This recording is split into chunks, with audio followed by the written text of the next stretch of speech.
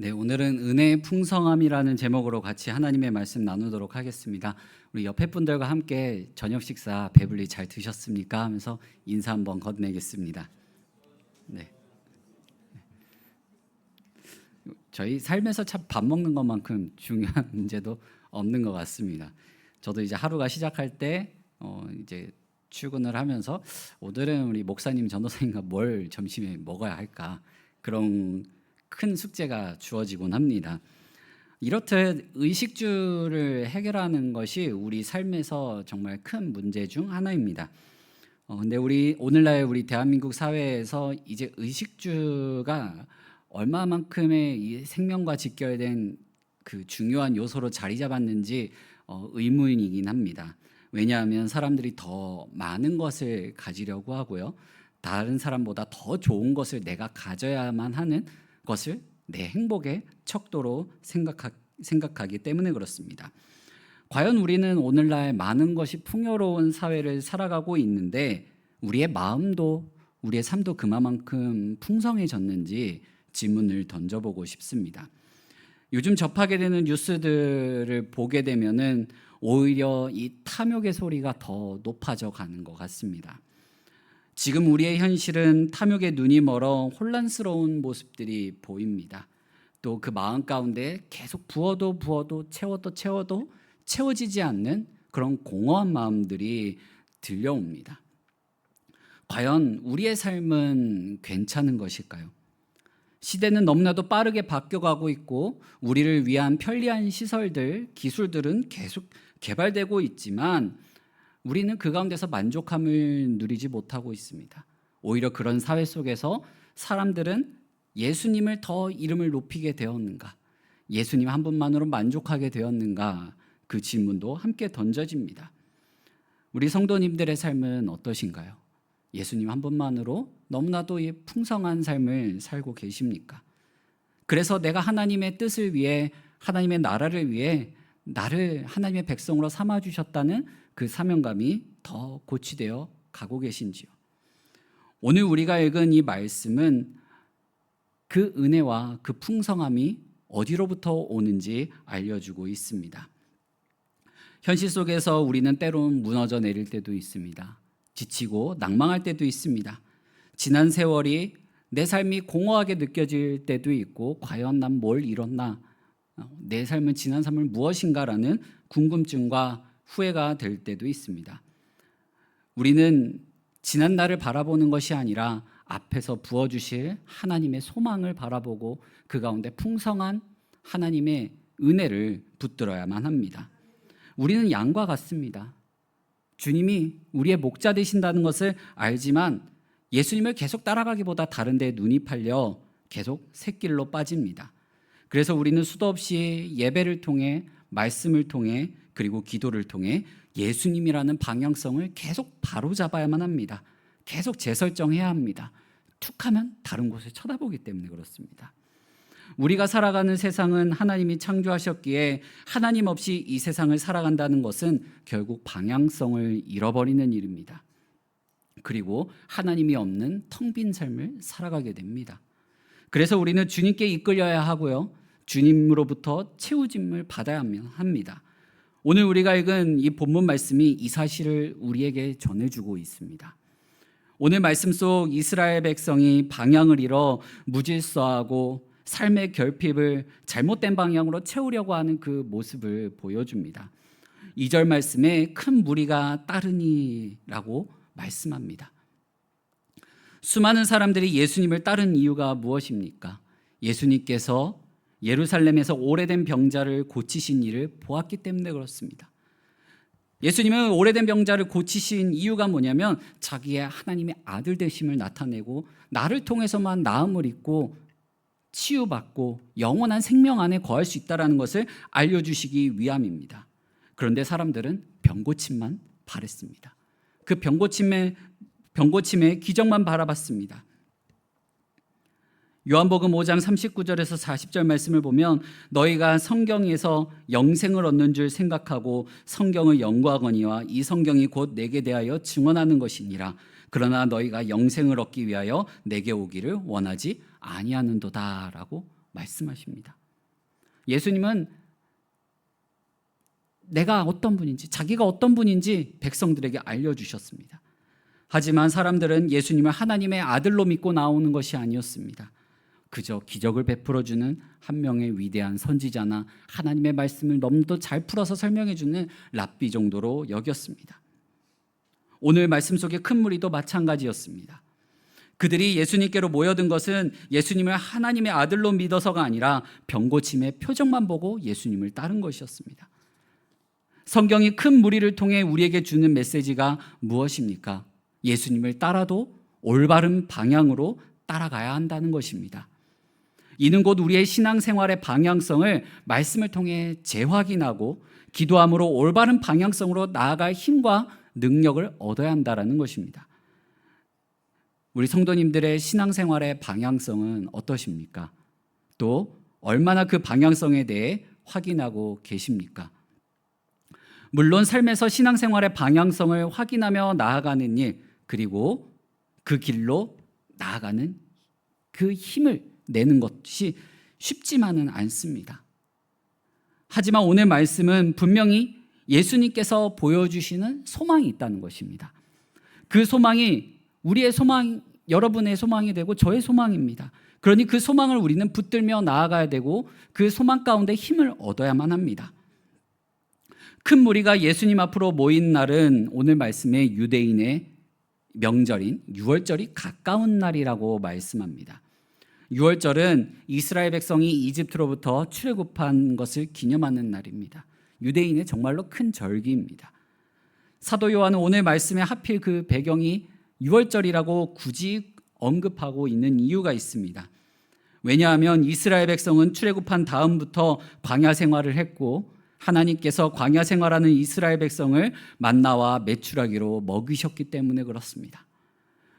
물고기 2마리와 보리떡 5개로 5,000명을 먹이신 사건은 광야에서 자기 백성을 먹이신 생명의 하나님을 나타내신 사건이었습니다. 유월절이 다가온 시점에 이와 같은 표적을 나타내신 것은 구원하심과 생명이 바로 주님께 있다는 것을 알려주시기 위함입니다. 그러나 큰 무리와 제자들은 이 사실을 깨닫지 못합니다. 요한복음 6장 26절 말씀을 보면 예수께서 대답하여 이르시되 내가 진실로 진실로 너희에게 이르노니 너희가 나를 찾은 것은 표적을 본 까닭이 아니오 떡을 먹고 배부른 까닭이로다 라고 말씀하십니다. 예수님을 따른 수많은 사람들은 배부르기 위해 예수님을 따랐습니다. 세상 사람들과 똑같은 만족감을 찾아 예수님을 따른 것이었습니다. 예수님은 그들에게 참 생명을 먹이고 싶으셨습니다. 참 생명의 떡이 무엇입니까? 바로 예수님 자신입니다. 요한복음 6장 35절에서는 이렇게 말씀합니다. 예수께서 이르시되 나는 생명의 떡이니 내게 오는 자는 결코 줄이지 아니할 터이요 나를 믿는 자는 영원히 목마르지 아니하리라. 이스라엘 백성이 출애굽할 때 가장 중요한 의식은 무엇이었습니까? 어린 양을 잡아 그 어린 양의 피를 문설주에 바르고 그 어린 양을 먹는 것이었습니다. 요한복음 1장 29절에서는 세례 요한이 예수님을 보고 이렇게 말합니다. 하나님의 어린 양이라고 부릅니다. 이제 우리가 해야 할 것은 예수님께 나아가 참 생명의 떡 대신 그 예수님을 먹는 것입니다. 내 안에 채우는 것입니다. 우리 주님은 우리의 결핍을 모르시는 분이 아니십니다. 우리의 결핍을 누구보다도 잘 아시는 분이십니다. 그러나 주님은 그 결핍을 통해 예수님을 바로 보길 원하십니다. 그래서 주님은 빌립에게 이렇게 부르십니다. 우리가 어디서 떡을 사서 사람들을 먹이겠느냐? 그 뒤에 바로 이런 말씀이 따라 붙습니다. 이렇게 말씀하시면 친히 어떻게 하실지를 아시고 빌립을 시험하고자 하심이라. 예수님은 빌립을 시험하셨습니다. 그런데 빌립은 어땠습니까? 세상의 생각으로 계산하고 200데나리온의 떡이 부족합니다 라고 대답합니다. 빌립의 계산은 틀리지 않았습니다. 정확했습니다. 하지만 뭐가 문제였으면 충분하지 않았다는 것입니다. 빌립은 모여든 사람들의 결핍을 정확히 보고 알았습니다. 그러나 예수님이 그 결핍을 어떻게 채우는지는 알지 못했습니다. 우리도 그렇습니다. 우리도 당장 내 눈앞에 있는 문제에 계산합니다. 또 내 삶에 있는 문제들 앞에서도 계산하지만 교회 일에 있어서도 계산합니다. 또 사역을 앞두고서도 계산을 합니다. 제가 종종 이 청년부에 있는 임원들과 회의하면서 하는 얘기가 있는데, 우리가 1년 사역을 꾸려갈 때 예산도 물론 중요하지만 무엇보다도 우리가 이 사역을 통해서 지체들에게 어떤 좋은 영향력, 은혜를 끼칠 수 있는지 먼저 의논하자입니다. 왜냐하면 우리가 하나님의 백성으로 부름받아서 또 살아가고 또한 교회에서 맡은 바 그 일자리, 섬김은 다 무엇입니까? 하나님 나라를 세워가고 하나님 나라의 백성들을 하나님의 군사로 온전히 세우기 위함입니다. 우리에게는 그렇게 중요한 사명이 주어졌습니다. 그렇다면 우리가 세상적인 계산을 먼저 할 것이 아니라 예수님으로 어떻게 그들을 채울까를 먼저 고민해야 되는 것입니다. 물론 계산 자체가 나쁜 것은 아닙니다. 하지만 우리가 믿는 사람이라면 그 가운데 예수님이 빠지서는 안 된다는 것입니다. 가장 먼저 예수님이 나와야만 합니다.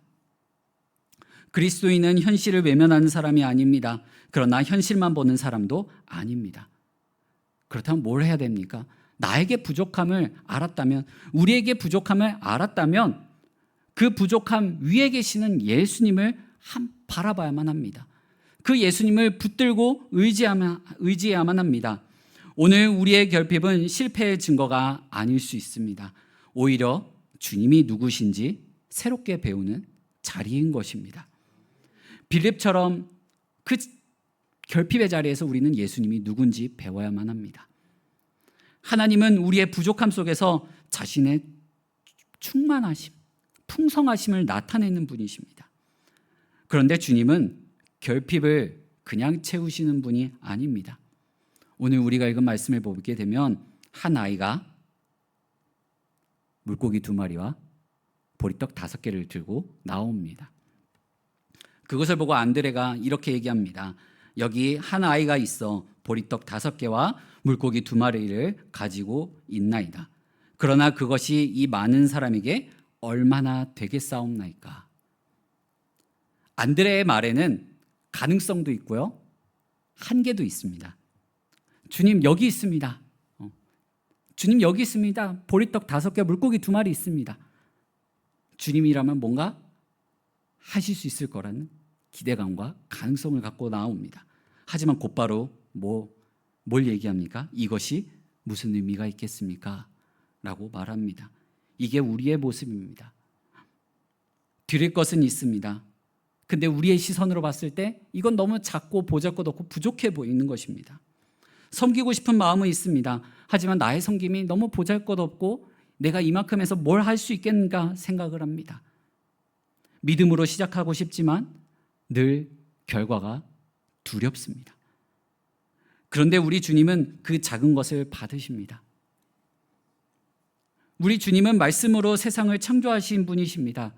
그리고 그 하나님의 말씀에는 질서가 있습니다.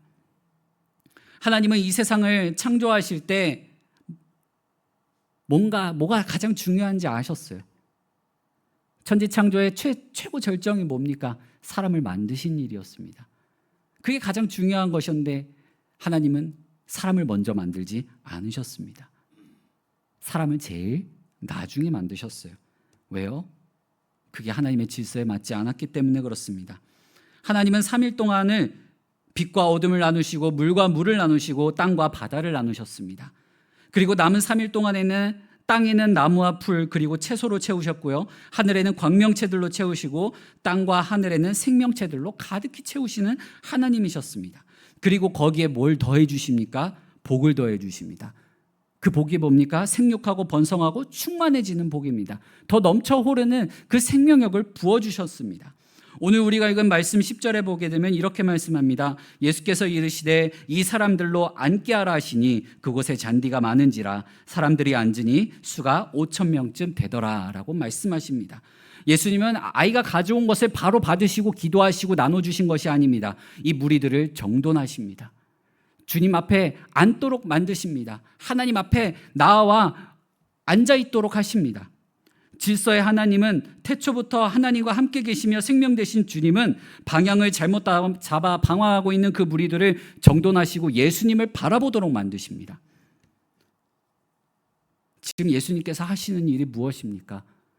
이 수많은 무리들을 주님께서 제공해 주시는 생명의 식탁 자리에 앉히고 계시는 것입니다. 예수님은 하나님이 주시는 그 풍성함을 바로 드러내지 않으셨습니다. 하나님의 질서 가운데 그 풍성함을 나타내셨습니다. 예수님의 말씀을 따라 무리가 자리에 앉았습니다. 우리가 주께서 베풀어 주시는 은혜의 풍성함을 경험하기 위해서 우리가 먼저 해야 할 것은 무엇이냐면 하나님 앞에 엎드리는 것입니다. 하나님의 질서 안에 거하는 것입니다.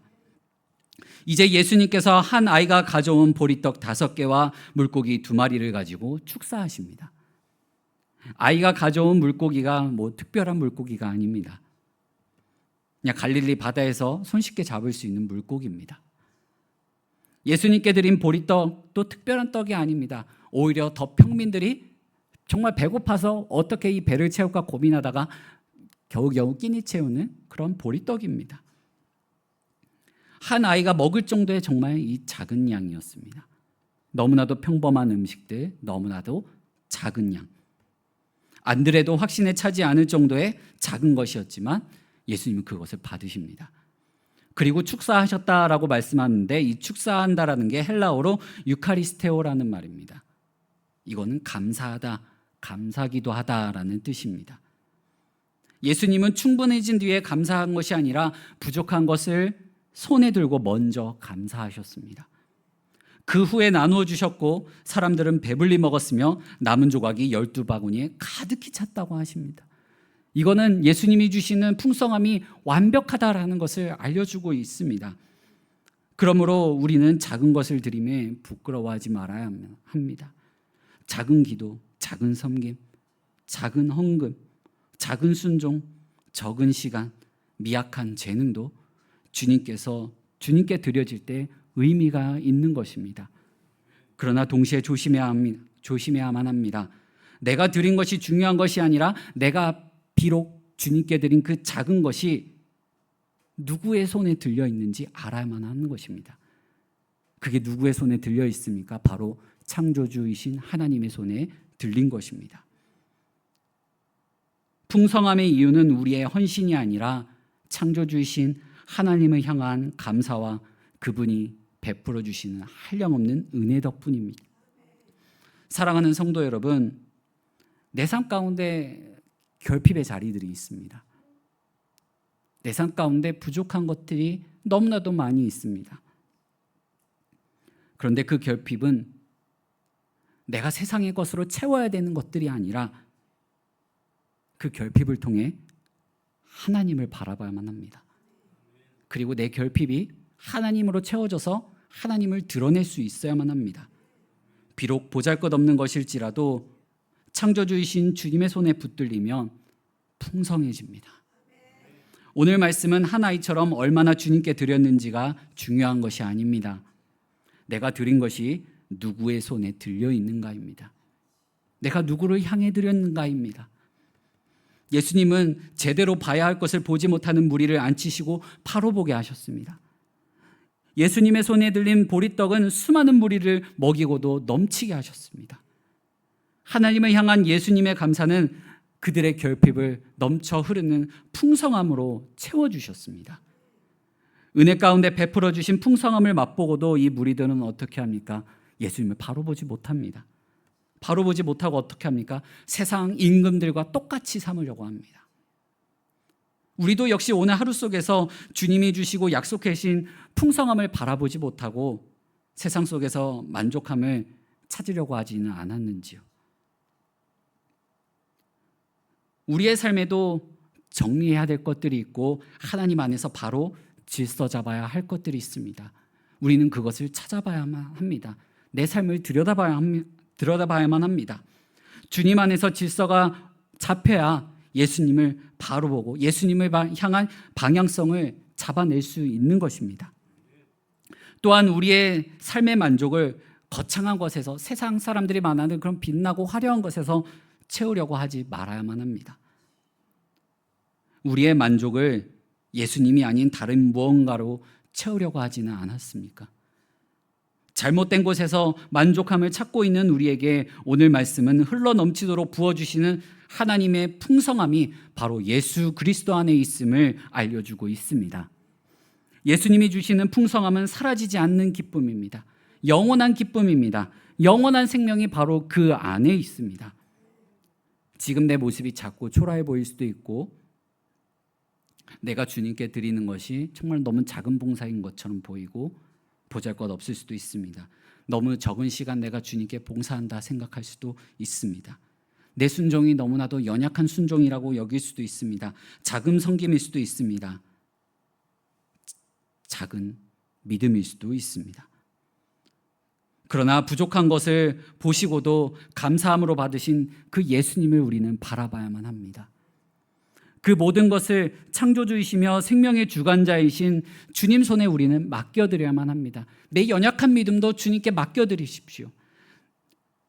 나에게 연약함과 부족함이 있습니까? 그것도 주님 아버지 앞에 맡겨드리십시오. 우리가 그것을 하나님 아버지께 맡길 때 은혜 가운데 차고 넘치는 풍성함을 주실 것입니다. 주님과 함께 영원한 기쁨과 만족함이 있는 하나님의 식탁에 앉는 그 소망을 삶 가운데 붙드십시오. 우리를 기다리고 있는 것은 영원한 하나님의 식탁입니다. 잔치자리입니다. 마르지 않는 기쁨이 있는 곳입니다. 생명이 넘쳐 흐르는 곳입니다. 예수님은 자신을 생명의 떡이라고 말씀하시며 그것을 우리에게 내어주셨습니다.